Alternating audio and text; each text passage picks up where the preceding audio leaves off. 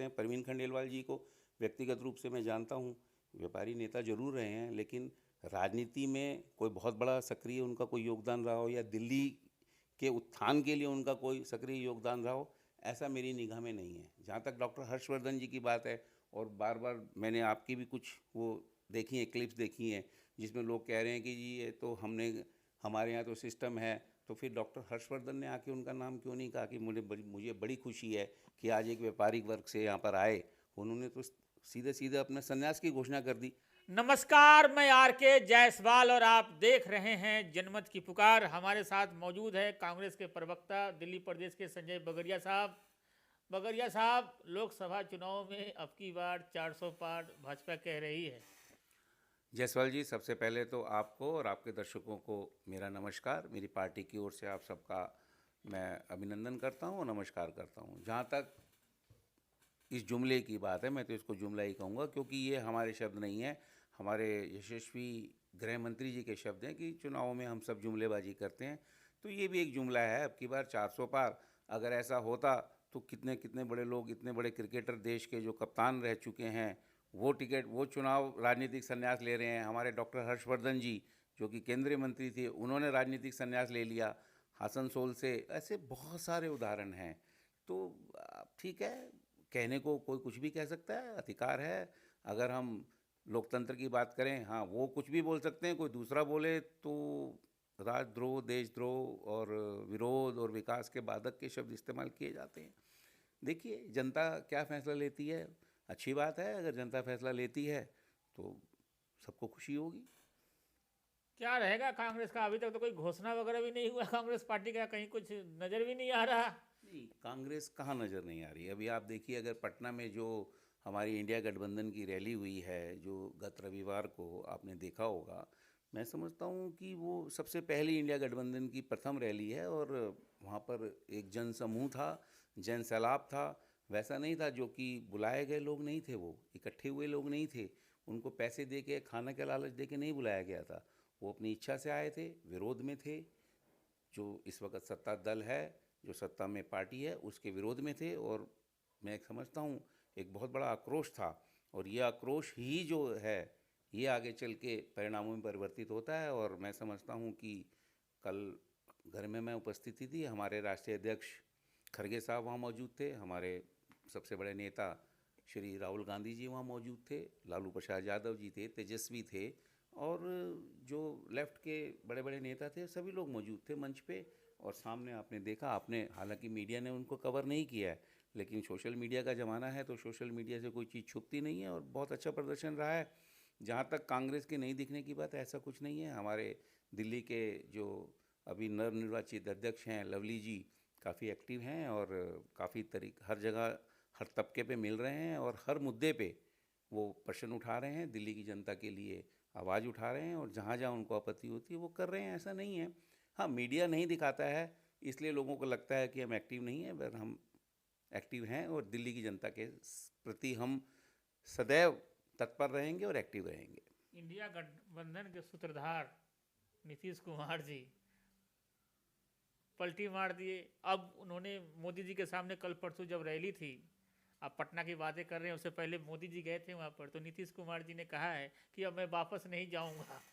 देखिए, अब मैं क्या कह सकता हूँ, नीतीश कुमार जी एक बहुत बड़े नेता हैं, और निश्चित रूप से इंडिया को बनाने में उनकी एक बहुत बड़ी भूमिका रही थी। और मैं तो कहूँगा वो सूत्रधार ही रहे थे। कारण रहे होंगे उनके जाने के, लालू प्रसाद यादव जी उस कारण को बताते रहे हैं।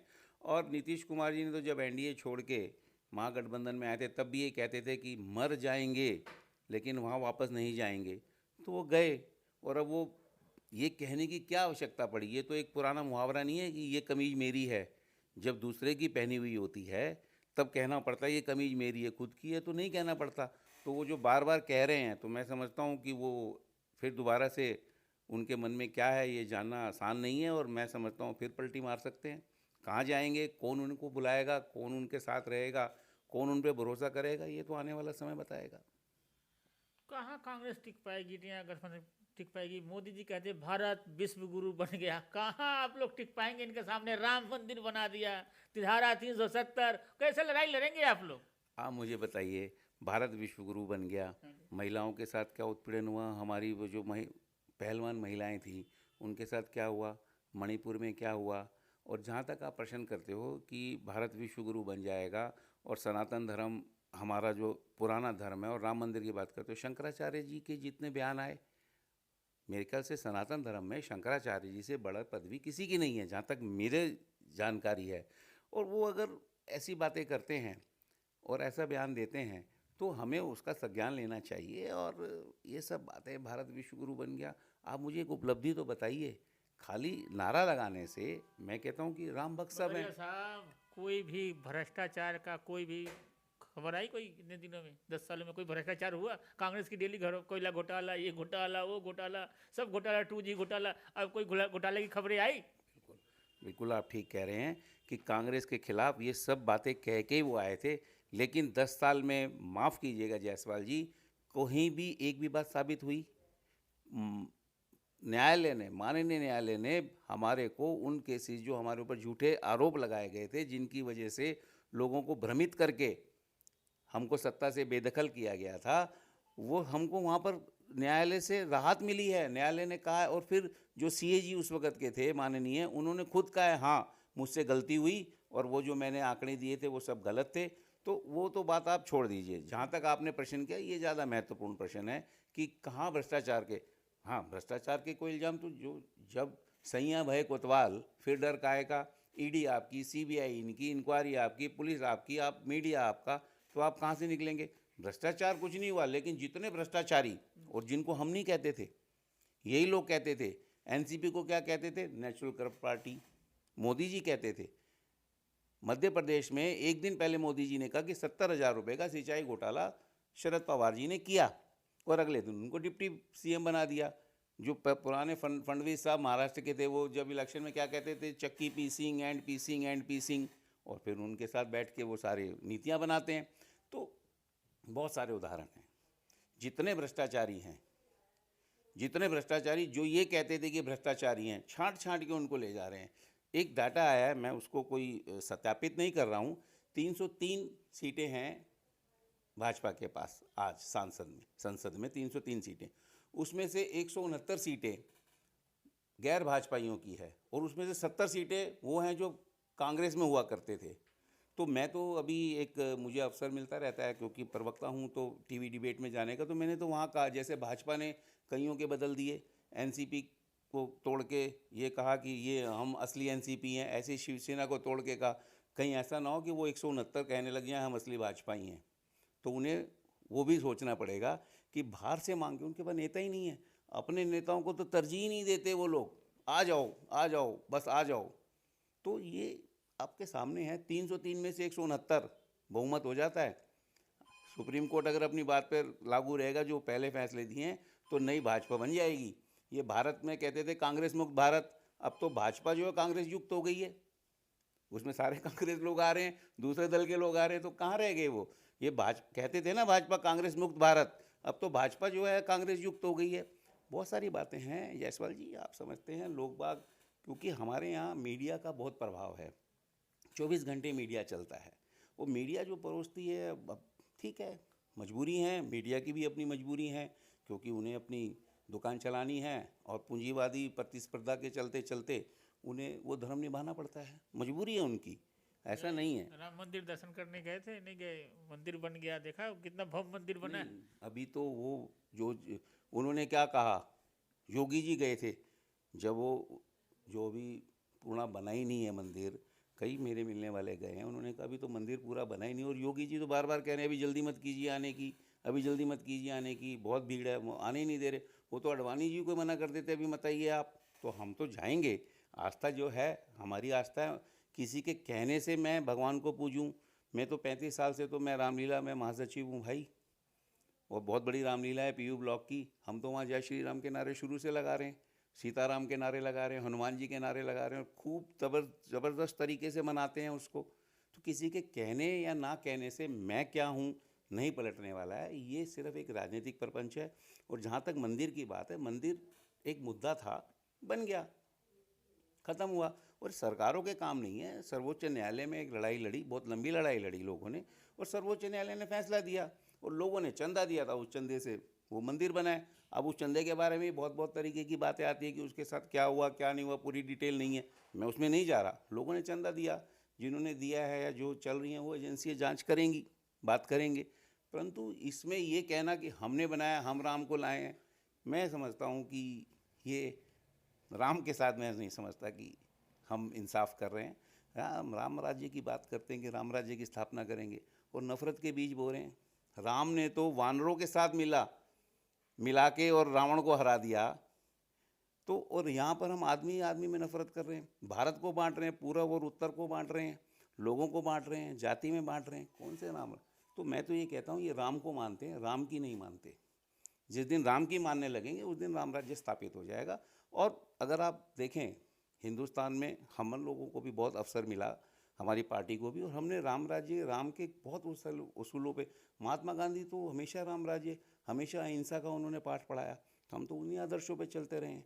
हमने कभी पब्लिसिटी नहीं की, मंदिर फोटो कैमरे वाले को लेके हम मंदिर नहीं गए, मंदिर हम हमेशा गए, लेकिन कैमरे वाले को लेके मंदिर नहीं गए, जो कि अब हो रहा है, जो कि दुर्भाग्यपूर्ण है।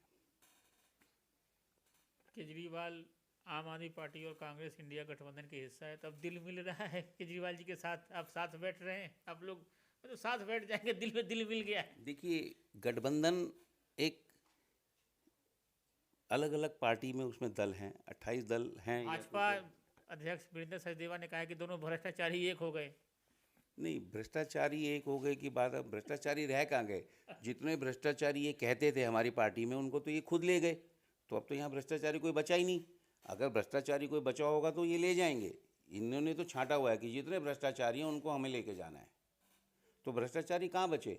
ये तो गलत कह रहे हैं, उन्हें थोड़ा सा दोबारा से आत्मचिंतन करना चाहिए, क्योंकि भ्रष्टाचारियों को तो ये छांट के ले जा रहे हैं। जो ये कहते हैं, हम नहीं मानते कि वो भ्रष्टाचारी हैं, वो अलग बात है, लेकिन ये खुद कहते थे जिनको भ्रष्टाचारी उनको ले जा रहे हैं। और जहाँ तक दिल मिलने की बात है, जब एक बड़ी लड़ाई लड़नी पड़ती है तो कई दफ़ा छोटी लड़ाइयों को भूलना पड़ता है, छोटे मतभेदों को भूलना पड़ता है। और ये तो मतदाता का है कि मतदाता किसको चुनेगा, क्या निर्णय लेगा। और मैं समझता हूँ कि मतदाता ने मन बना लिया है। ये जो भ्रम की राजनीति हो रही थी और हमारे वोट में एक सेंध लग रही थी, और आप देखिए दिल्ली में तो दिल्ली का इतिहास रहा है, पिछले 25 साल 26 साल से तो भाजपा की कहाँ सरकार आई है, 15 साल तक कांग्रेस का शासन था। अब लगभग 10 साल जो हैं केजरीवाल जी के शासन को हो जाएंगे, बीच में 1-2 साल राष्ट्रपति शासन रहा, कुछ समय के लिए राष्ट्रपति शासन रहा। तो भाजपा को दिल्ली की जनता पसंद नहीं करती है। जहाँ तक लोकसभा की बात है, लोकसभा में क्योंकि वोटों का विभाजन हो गया था दोनों पार्टियों में, उसका बेनिफिट जो है वो ये ले गई थी भारतीय जनता पार्टी। अब मुझे बताइए, किसान पीड़ित है, शिक्षक पीड़ित हैं, बेरोजगारी का आलम यह है कि युवा पीड़ित हैं, व्यापारी पीड़ित हैं। कौन सा ऐसा तबका है जो कि इनसे संतुष्ट है? खाली कहते रहो। ऑल इज़ वेल एक पिक्चर आई थी ना, 3 इडियट, उसमें जब कोई तकलीफ होती तो बोल all is well, all is well, all is well, all is well. ये वही बस कर रहे हैं, ऑल इज़ वेल, सिर्फ दिखा रहे हैं all is well, nothing is well, कुछ वेल नहीं है। किसी के प्रति कहीं इन लोगों की श्रद्धा नहीं है, खाली पीली सिर्फ और सिर्फ एक प्रोपेगेंडा है, लोगों को भ्रमित कर रहे हैं। अब लोगों को इस भ्रम से निकलना चाहिए, मैं समझता हूँ। कब तक ये टिकटॉक का फैसला आ जाएगा? हालांकि डॉक्टर हर्षवर्धन की जगह प्रवीण खंडेलवाल जी को भाजपा ने उतारा है यहाँ से। अब आप मुझे बताइए, मैं ये नहीं कह रहा, उनकी पार्टी का फैसला है, वो निर्णय ले सकते हैं, किसी को भी उतार सकते हैं। प्रवीण खंडेलवाल जी को व्यक्तिगत रूप से मैं जानता हूँ, व्यापारी नेता जरूर रहे हैं, लेकिन राजनीति में कोई बहुत बड़ा सक्रिय उनका कोई योगदान रहा हो या दिल्ली के उत्थान के लिए उनका कोई सक्रिय योगदान रहा हो, ऐसा मेरी निगाह में नहीं है। जहाँ तक डॉक्टर हर्षवर्धन जी की बात है, और बार बार मैंने आपकी भी कुछ वो देखी हैं, क्लिप्स देखी हैं, जिसमें लोग कह रहे हैं कि जी ये तो हमारे यहाँ तो सिस्टम है, तो फिर डॉक्टर हर्षवर्धन ने आके उनका नाम क्यों नहीं कहा कि मुझे बड़ी खुशी है कि आज एक व्यापारिक वर्ग से यहाँ पर आए। उन्होंने तो सीधे सीधे अपने संन्यास की घोषणा कर दी। तो कहीं ना कहीं विरोधाभास है। डॉक्टर हर्षवर्धन भी मेरे ख्याल से संतुष्ट नहीं है इस बात से कि जब वो पिछली दफ़ा भी जीते, लगातार 2 दफ़ा जीते, किसी वजह से भी जीते, मैं ये नहीं कह रहा। हालांकि उन्होंने कोविड में उन्होंने कार्य नहीं किया, इसीलिए उनका मंत्रालय भी छीना गया। जो कार्य उन पर अपेक्षित था उनसे नहीं छीना गया, और यहाँ पर भी वो पीछे आए नहीं हैं। 10 साल में 10 भी विजिट मैं नहीं समझता कि चांदनी चौक में उन्होंने कोई बहुत बड़ी विजिट की होंगी, पर फिर भी उनका सार्वजनिक रूप से घोषणा करना कि मैं राजनीति से संन्यास ले रहा हूँ, निश्चित रूप से आक्रोश दिखाता है, असंतोष दिखाता है। और जो कि मैं समझता हूँ कि जायज़ भी है एक हद तक। और जनता को भी ये समझना चाहिए कि क्या है ये, क्या चाहते हैं। मतलब सिर्फ मोदी जी अपने नाम पे ही सब कुछ करना चाहते हैं, तो फिर यहाँ पर सीधा सीधा कुछ भी ऐसा फॉर्म ले आए नया कि एक ही चुनाव होगा, बाकी सब जैसा मैं चाहूँ। अच्छा बगरिया साहब, आप भी घूमते रहते हो, जगह जगह जाते हो, क्या माहौल दिख रहा है? माहौल क्या लग रहा है? किस मुद्दे पर लोगों के बीच में जाएंगे आप लोग? देखिए, मुद्दे तो सारे ही हैं। आप मुझे बताइए, 2014 में हमें मुद्दों की ज़रूरत ही नहीं, हमें सिर्फ 2014 का लगाना है। बहुत हुई महंगाई की मार, अब की बार फलानी सरकार, हम तो कहेंगे ये है, ये बहुत हुई, हम कहेंगे देख लो महंगाई, कितनी महंगाई है। मैं समझता हूँ कि पिछले 10 साल में जिस रफ्तार से महंगाई बढ़ी है, इतने पिछले 60 साल में कभी नहीं बढ़ी। भ्रष्टाचार, आप भी घूमते हो, मैं भी घूमता हूँ, एमसीडी में देख लो, कहीं देख लो, भ्रष्टाचार कम हुआ क्या? कुछ ना कुछ बढ़ा है, भ्रष्टाचार कम नहीं हुआ है। पेट्रोल के दाम, एक हमारे वो थे जो कि योग गुरु थे, वो ठीक कहते थे, है, योग गुरु हैं वो योग गुरु थे नहीं, अब तो वो इंडस्ट्रियलिस्ट हो गए हैं, अब योग गुरु नहीं है, अब तो बहुत बड़े इंडस्ट्रियलिस्ट हो गए हैं, बड़ी अच्छी बात है। औद्योगिक क्रांति लाए हैं वो हिंदुस्तान में। तो वो जो है वो कहते थे 30 रुपये, किस अगर पेट्रोल आपको 30 रुपये चाहिए तो किसको वोट दोगे? अब वो देख लीजिए। और उन्होंने जब एक आपके जैसे किसी पत्रकार ने पूछा तो उन्होंने क्या जवाब दिया था, वो भी आप लोगों के सामने है। ये कहते थे कि जब डॉलर की कीमत गिरती है तो डॉलर की कीमत, मतलब डॉलर की कीमत बढ़ती है और रुपए की कीमत घटती है, तो रुपए की कीमत नहीं घटती, प्रधानमंत्री की साख गिरती है। तो अब क्या पोजीशन है डॉलर की? तेल कहाँ पहुँच गया, महंगाई कहाँ पहुँच गई, भ्रष्टाचार कहाँ पहुँच गया, महिला उत्पीड़न कहाँ पहुँच गया। 2 करोड़ नौकरी का वादा था, हर वर्ष 2 करोड़ नौकरी, यानी कि 20 करोड़ लोगों को तो नौकरी मिल जानी चाहिए थी, यहाँ तो 20,000 को भी नहीं मिली। अब पकोड़े तलने को भी वो कहते हैं अब रोजगार है, तो भाई ये तो जनता को सोचना है, युवाओं को सोचना है। मुद्दे ही मुद्दे हैं। जीएस मुझे बता दीजिए, ये किस चीज़ पे वोट मांगते हैं? जीएसटी पे वोट मांगते हैं क्या? नोटबंदी पे वोट मांगते हैं क्या? मुझे बता दीजिए, किस कौन से अपना ऐसा कार्य है जिसपे नोट, ये एफडीआई का विरोध करते थे, यही वो थे कि जो एफडीआई का विरोध करते थे जब ये मुख्यमंत्री थे।